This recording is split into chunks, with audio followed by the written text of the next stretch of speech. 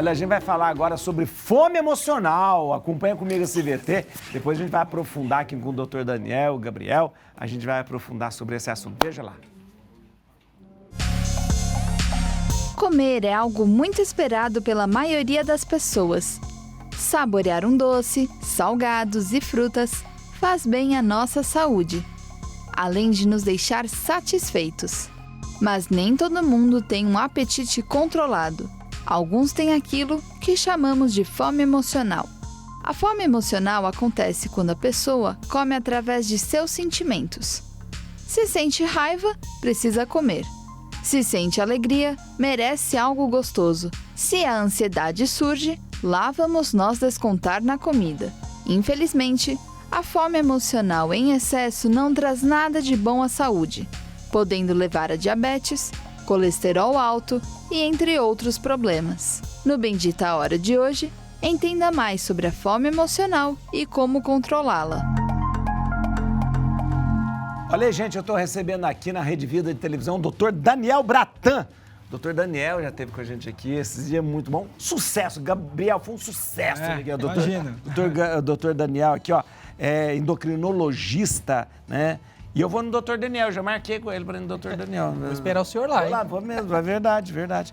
Eu tô só deixando os exames ficar prontos para lá. E a gente vai falar sobre fome emocional. Muito obrigado, Dr. Daniel, de estar aqui. Obrigado, é um prazer imenso, padre. Fico muito feliz com o convite de estar retornando aqui. Muito feliz. E o Dr. Gabriel Monteiro, psicólogo, que a gente já conhece, várias vezes já esteve aqui com a gente, né? Muito bom. E a gente vai falar sobre fome emocional, que é algo que eu também estou querendo conhecer e entender. Muito obrigado. Viu? Obrigado pela presença aí, valeu obrigado. Todo mundo. Que bom, que bom. Gente, prazer o comer é um prazer. É um prazer. Prazer. Exatamente. E aí a fome emocional tem muito desses gatilhos, padre. Porque a gente percebe que a fome emocional, o Gabriel vai complementar aqui comigo, é exatamente isso. O paciente, quando ele tem a fome emocional, não é aquela fome física, não é a necessidade do corpo querer comer. Não é. Na verdade, é algum gatilho emocional que ele tem e que a comida é a recompensa dele. Então ele passa por uma situação de estresse, a comida vira uma recompensa para poder acalentar. Passa por uma situação de alegria, comemorar com a comida. Não tem desculpa, qualquer desculpa é desculpa. Qualquer desculpa é desculpa para estar comendo. Que coisa maluca. Mas isso é uma armadilha do cérebro? O que é? É um gatilho emocional, né? Na verdade, assim, a diferença é muito gritante entre fome física, fisiológica e a fome emocional. A grande questão é que as pessoas elas não percebem na hora que isso está acontecendo. Principalmente entendi. Porque ela está automatizada no processo, né?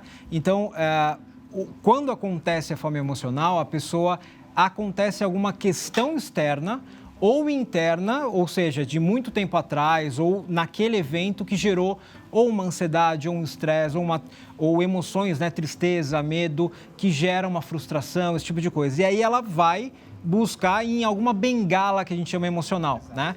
E essa bengala emocional pode ser N coisas, como quando eu trabalhava com dependência química, então álcool, drogas e comida, né? Porque a comida, o açúcar, né, doutor, ele também tem uma função. Por isso que eu estava dizendo, a gente tem muitas coisas na vida que dá prazer pra gente, né?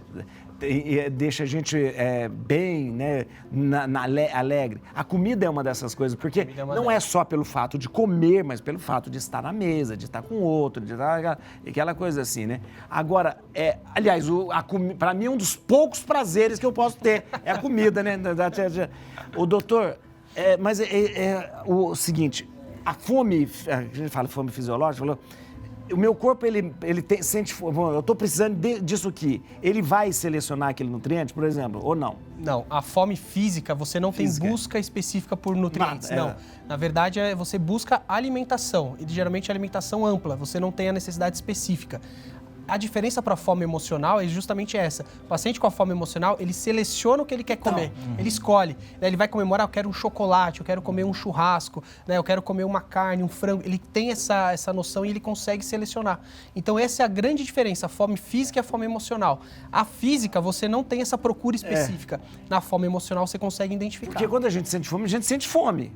A vaca, a vaca, geralmente, você põe sal para ela comer, tá ela comendo pasto. Mas ela tem um momento que ela tem necessidade de lamber o sal. E é o corpo dela que está pedindo para lamber. Ela vai lá e lambe o sal, né? Lambe o sal.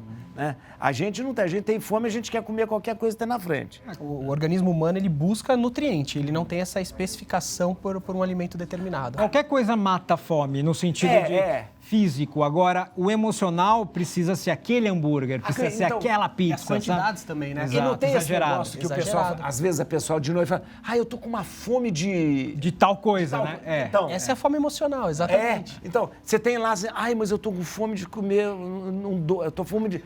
Né?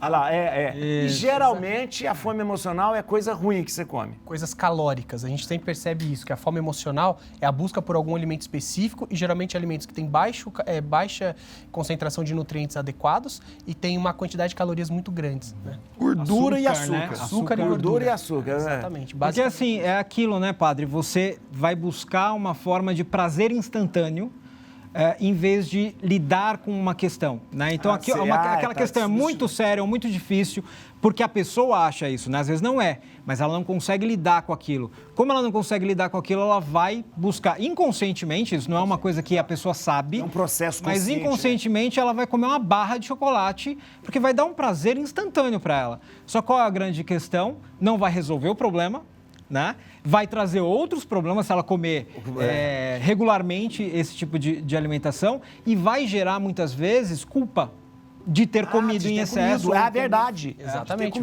de ter comido. Agora... tem! É verdade. É tão bom conversar com o pessoal aqui que até esquece. Cada vez mais estudos mostram a intensa ligação da fome e o nosso emocional. Acompanha com esse VT. Tinha que ter esse VT, né? Verdade. Embora ainda seja um campo novo de pesquisa científica, a psiquiatria nutricional tem mostrado que a dieta de alguém pode ter um grande impacto na sua saúde mental.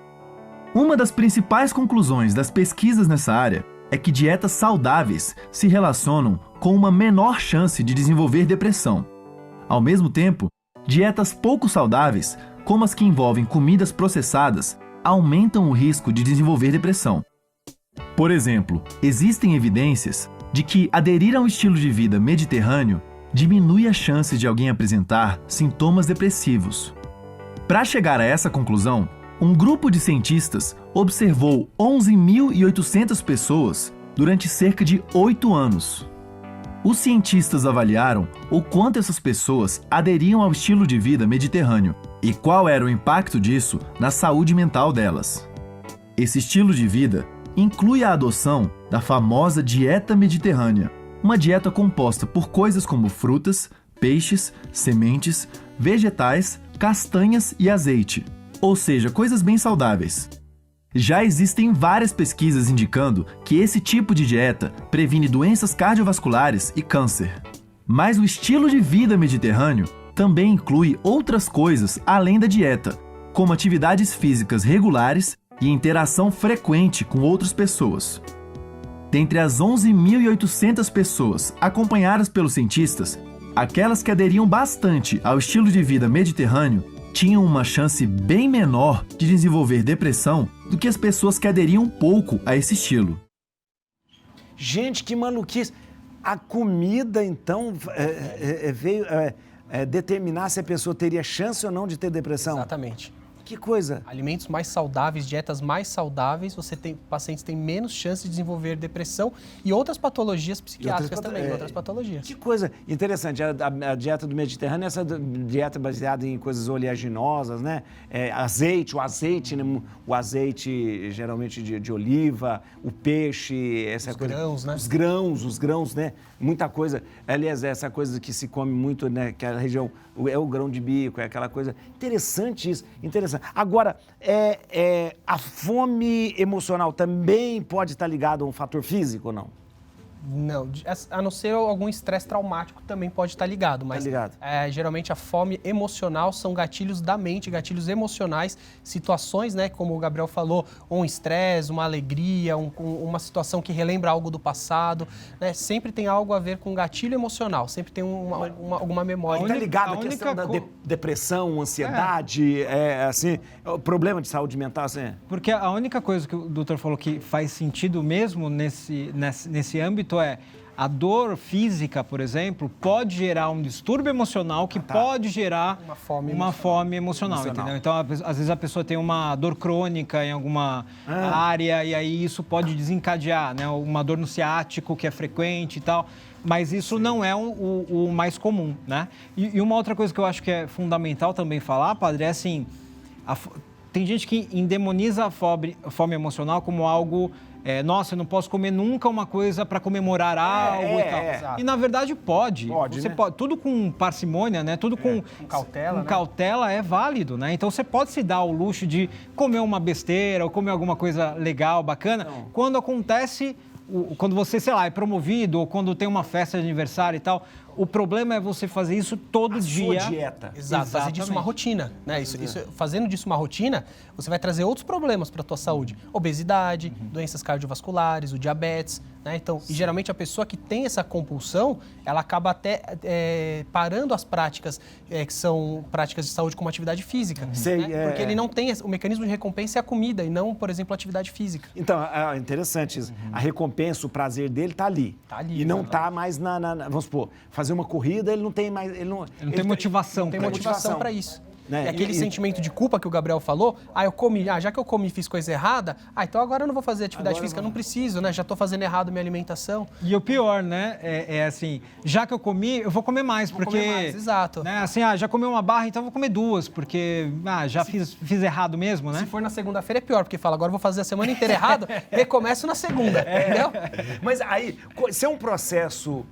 inconsciente, Sim. A gente está falando aqui de uma forma como se a pessoa fala, se eu fizesse... É inconsciente isso, é inconsciente. Totalmente inconsciente. Exatamente. A pessoa entra nessa coisa de comer errado, comer errado, e ela vai achando que, de repente, ela precisa fazer isso. Exatamente. E aí você precisa quebrar esse mecanismo. Então, e como é que a gente quebra? Somente falando? Porque às vezes a gente fala e eu não consigo. Eu já falei, às vezes falo com minha sobrinha, para de comer isso que vai fazer.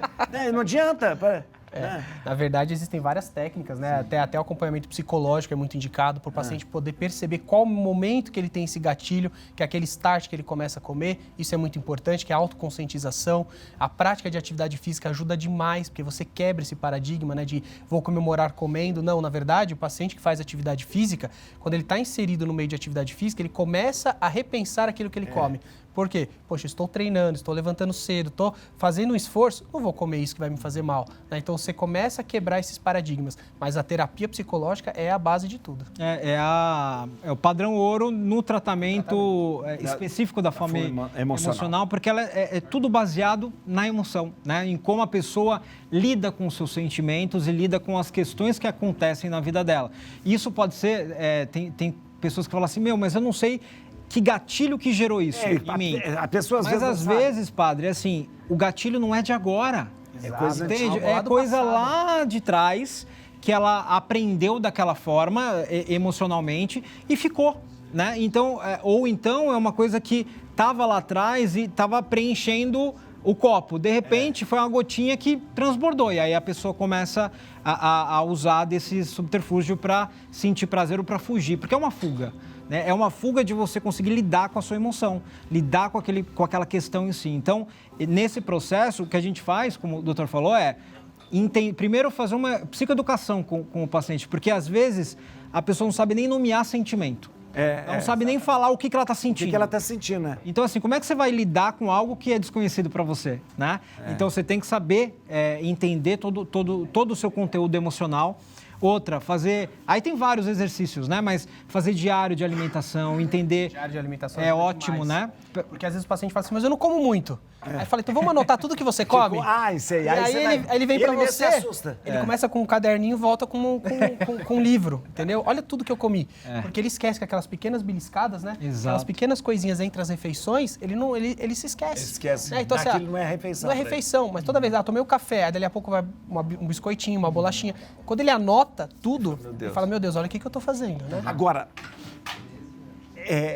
essa coisa do gatilho emocional, vai descobrir e tal. Agora, doutor, então, o certo é eu ter uma alimentação saudável. Mas eu posso, em algum momento da minha vida, comer essas porcarias, como que chama? Junk food. Eu falo assim, deve, né? Não é, Os pacientes que passam em consulta, eu falo assim, vocês precisam ter uma refeição livre. Uma então. dieta muito restrita, você vai ter resultado, mas a chance de isso virar uma panela de pressão e você não sustentar, e aí a hora que extravasar, largar completamente os hábitos saudáveis é muito grande.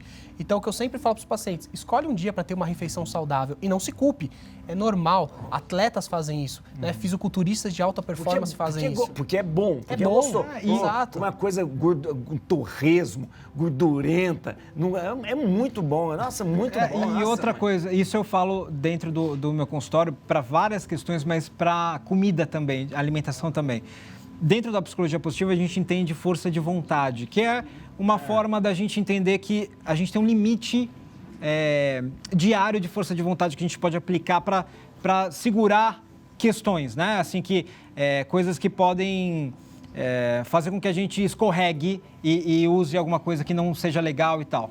Então, assim, quando a pessoa fala, eu vou cortar chocolate, que é a fraqueza dela, não, eu vou cortar chocolate e tal. Eu falei, olha, a chance de você voltar a comer e comer uma barra, duas, é maior. Faz assim, come, aí eu sempre falo, né, vai no nutricionista, no endócrino, mas assim, come um pedacinho e trabalhe o controle disso. Exatamente. Porque o controle, né? Exato. Exatamente. Fazer o mindful eating, né? Que é muito importante. Aqui, mas essa coisa, vamos supor, porque o outro lado pode ser também, as pessoas só com uma dieta muito restritiva e tal, ela não pode ficar ansiosa com isso também? Demais.